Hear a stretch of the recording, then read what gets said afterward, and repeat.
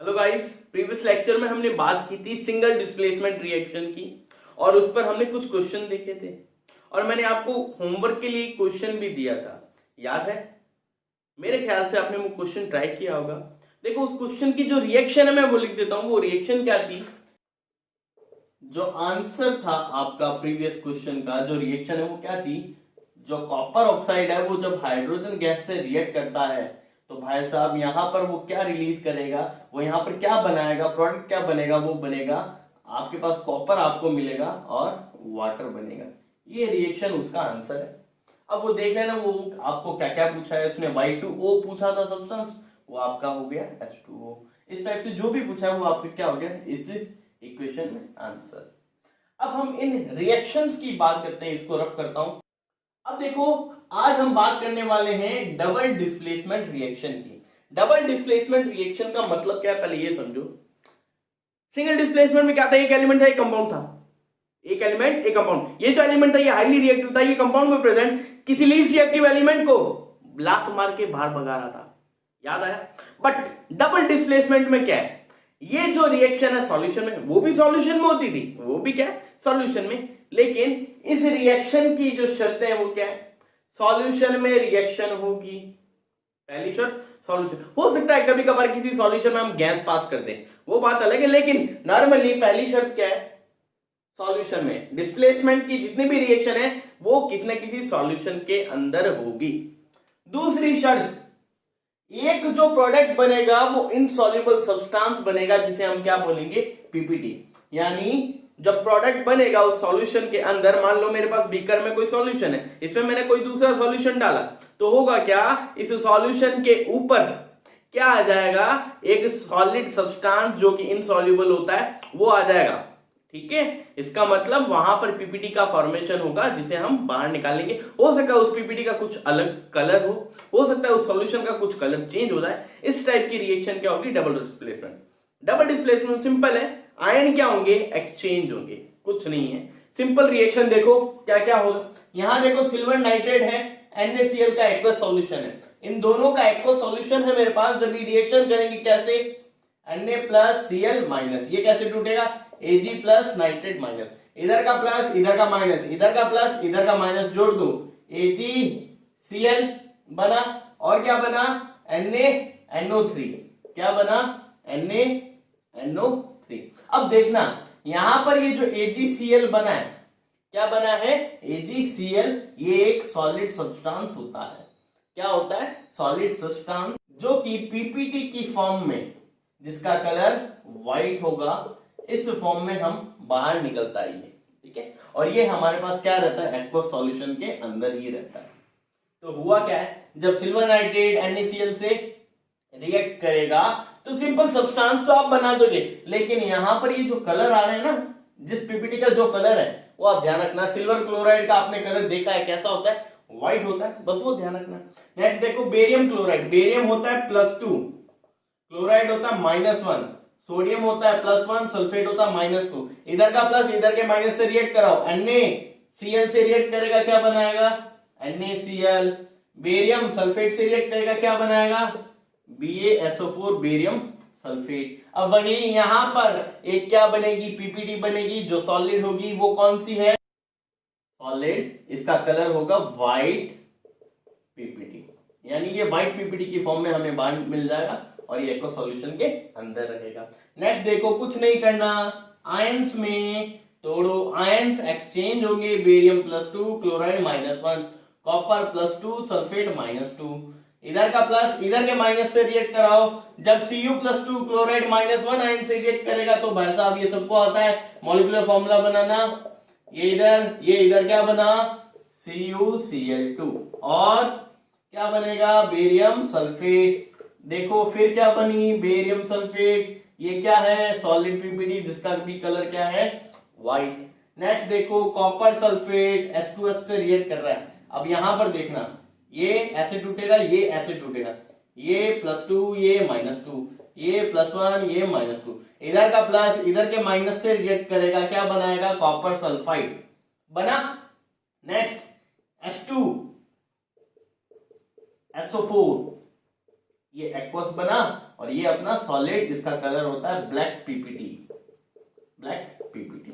आई बात समझ में। नेक्स्ट देखो, इसको तोड़ा, ये +3 होता है, ये -1, ये +1, ये -1, इधर का प्लस, इधर के माइनस से। एल्यूमिनियम +3 किससे रिएक्ट कर रहा है? हाइड्रोक्साइड आयन से। क्या बनाएगा? AlOH का होल थ्राइस प्लस, और क्या है? अमोनियम और क्लोराइड आयन। अमोनियम आयन और क्लोराइड आयन आपस में रिएक्ट करेंगे, क्या बनाएंगे?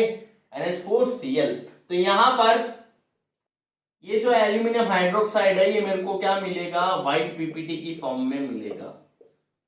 क्या मिलेगा? व्हाइट। देखो नॉर्मली कलर आपको ध्यान रखने हैं। देखो एक व्हाइट आ रहा है, एक ब्लैक आ रहा है और एक आधा येलो कलर का आएगा। बस ये 3-4 कलर है, उससे ज्यादा कलर कोई नहीं है। और ये एक्वस के अंदर ही अपने पास, उस सॉल्यूशन के अंदर ये बन गया है। नेक्स्ट देखो, लेड नाइट्रेट पोटेशियम आयोडाइड के एक्वस सॉल्यूशन जब रिएक्ट करेगा, इसको तोड़ो।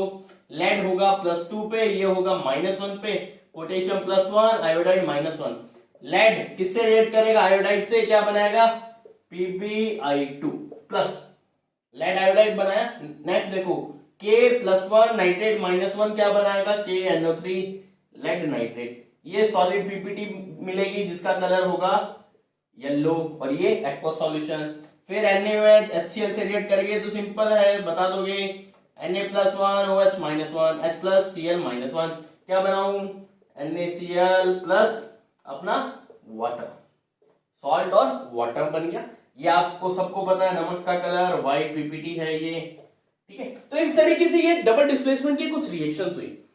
सिंपल रिएक्शन करनी आती है आपको, कर लोगे, कोई दिक्कत नहीं है। दिक्कत कहाँ है? बस ये कलर्स ध्यान रखने हैं, क्या बन रहा है, कौन सॉलिड पीपीटी बनेगी और कैसे बनेगा। आई बात समझ में। अब देखो इसके क्वेश्चंस देखते हैं। अब देखो गाइस, क्वेश्चन नंबर 1 आपको स्क्रीन पे दिख रहा होगा। सबसे पहले आप वीडियो को पॉज करना, क्वेश्चन को रीड आउट करना, ठीक है। फिर मैं उसको यहां समझाता हूं। अब देखो क्वेश्चन क्या बोल रहा है कि आपके पास एक मेटल X है जिसका एक सॉल्ट है, यानी एक कंपाउंड है जो XNO3 टाइप का है। इस कंपाउंड को, इस सॉल्यूशन को जब हम NaCl के सॉल्यूशन में मिक्स करते हैं तो एक Y नाम का कंपाउंड पीपीटी की फॉर्म में बनता है। उसके साथ साथ सोडियम नाइट्रेट भी बनता है सॉल्यूशन के अंदर, ठीक है। अब अपने को क्या करना है? सिंपल सी बात है, यहां पर ये जो XNO3 है ये किससे रिएक्ट कर रहा है? NaCl से रिएक्ट कर रहा है। तो यहां पर एक Y जिसकी क्या बनेगी? पीपीटी बनेगी। ये कंपाउंड Y बनेगा जो पीपीटी की फॉर्म में होगा, और साथ में क्या बन रहा है? NaNO3 बन रहा है। इस रिएक्शन को अपने कंप्लीट करना है। उसने हिंट दे दी कि जो X मेटल है वो बेस्ट कंडक्टर है किसका? इलेक्ट्रिसिटी का। और एक बात बोल दी छोटी सी, क्योंकि बेस्ट कंडक्टर तो ऑलमोस्ट सभी मेटल्स होते हैं, गुड कंडक्टर ऑफ इलेक्ट्रिसिटी होते हैं, ठीक है। लेकिन उसने एक बात बोली, it does not evolve hydrogen gas, it does not evolve hydrogen gas when react with acid. जब ये मेटल एसिड से रिएक्ट करता है तो हाइड्रोजन गैस रिलीज नहीं करता। तो एक छोटी सी बात, रिएक्टिविटी सीरीज याद है? हाइड्रोजन के नीचे कौन कौन होता है? कॉपर Ag Au, कॉपर के बाद Hg भी था, Hg Ag, और अपना प्लेटिनम Pd, ठीक है। अब होगा क्या? हाइड्रोजन अगर मेरे पास किसी एसिड में है, ठीक है, तो इसको अगर मैं किसी मेटल से, फॉर एग्जांपल इनमें से कोई भी एक मेटल उठाता हूं, मैं X मान लेता हूं, ठीक है, एग्जांपल के तौर पे मान रहा हूं। अगर X की रिएक्टिविटी ज्यादा होगी तो वो यहां पर प्रेजेंट हाइड्रोजन को क्या कर पाएगा? रिमूव कर पाएगा। लेकिन इसकी रिएक्टिविटी अगर कम हुई, यानी हाइड्रोजन से कम रिएक्टिव जितने भी एलिमेंट होंगे वो इस हाइड्रोजन को रिमूव नहीं कर पाएंगे आसानी से। तो इसका मतलब यहां क्या हुआ? X नाम का जो मेटल है वो इनमें से कोई भी हो सकता है। एक बात हमें पता चल गई, लेकिन कुछ और बातें भी ध्यान रखो। इसने बोला है बेस्ट कंडक्टर, तो इनमें से बेस्ट कंडक्टर प्लेटिनम नहीं, गोल्ड नहीं, सिल्वर में एक डाउट आता है, मरकरी में कोई डाउट नहीं, कॉपर में भी डाउट आता है। इन दो एलिमेंट्स में हमें डाउट आता है।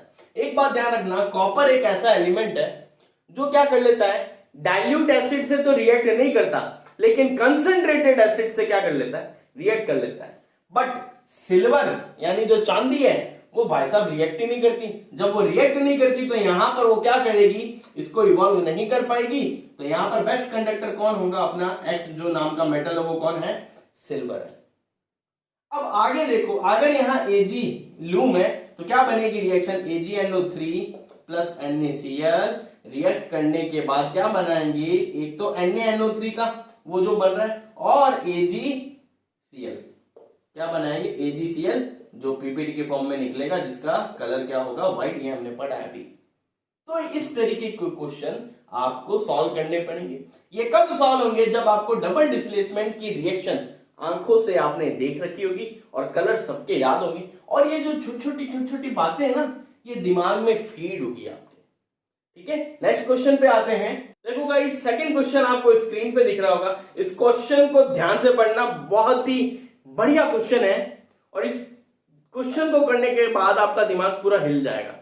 ठीक है, क्योंकि सारी सोच जो भी आपने सोच अभी तक डेवलप की है, वो सारी की सारी सोच इस क्वेश्चन के अंदर अप्लाई होगी।